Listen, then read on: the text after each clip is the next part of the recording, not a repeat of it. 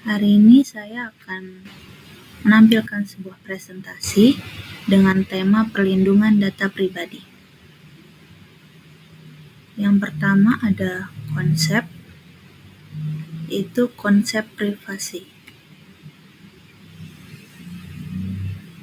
Menurut pengertian privasi oleh Komisi Reformasi Hukum Australia, konsep privasi terkait dengan berbagai macam kepentingan, yaitu privasi informasi, yaitu kepentingan bagi seseorang untuk mengendalikan informasi yang dibuat oleh orang lain yang terkait dirinya atau disebut privasi informasi. Lalu yang kedua ada privasi teritorial atau wilayah, yaitu kepentingan bagi seseorang untuk mengendalikan akses masuk ke dalam tempatnya.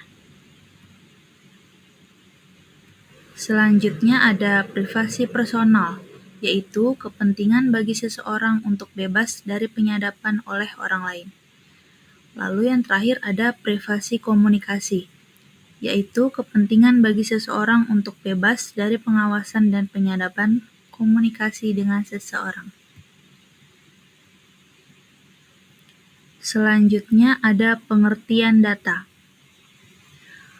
Merujuk pada pengaturan perlindungan data di Inggris, pengertian data dapat dimaknai dalam beberapa macam pengertian.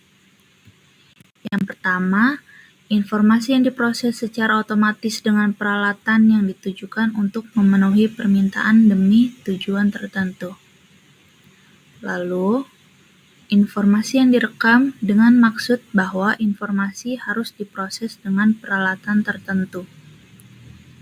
Yang terakhir, informasi yang direkam sebagai bagian dari sebuah sistem pengarsipan yang terkait atau dengan maksud bahwa informasi tersebut seharusnya menjadi bagian dari sebuah sistem pengarsipan yang terkait.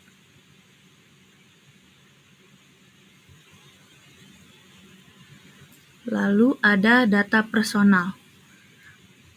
Berikut ini ada pengertian dari data personal dan juga pengelolaan data. Pengertian data personal yaitu data terkait dengan seseorang dan dengan data tersebut orang dapat dicirikan. Lalu, data dan informasi lainnya yang dimiliki seseorang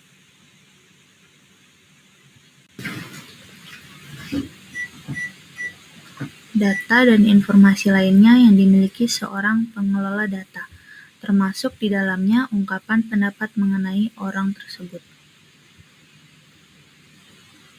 Berikutnya ada pengertian pengelolaan data. Pengelola data adalah pihak perseorangan maupun sekelompok orang untuk menentukan tujuan untuk apa dan dengan metode apa setiap data personal diproses. Lalu selanjutnya ada prinsip. Berikut ini adalah prinsip-prinsip perlindungan data pribadi yang tercantum dalam kebijakan Inggris, yaitu Data Protection Act atau DPA pada tahun 1998. Yang pertama, data pribadi harus diperoleh secara jujur dan sah.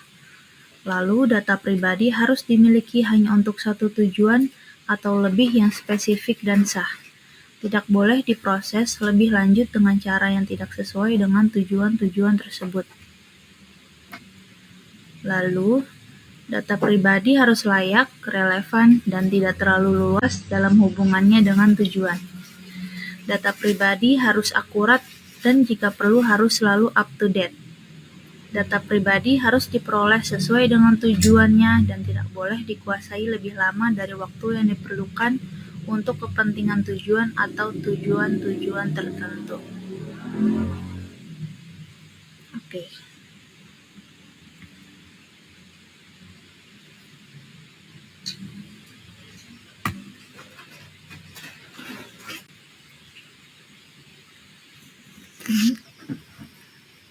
Sekian presentasi yang saya tampilkan. Terima kasih. Wassalamualaikum warahmatullahi wabarakatuh.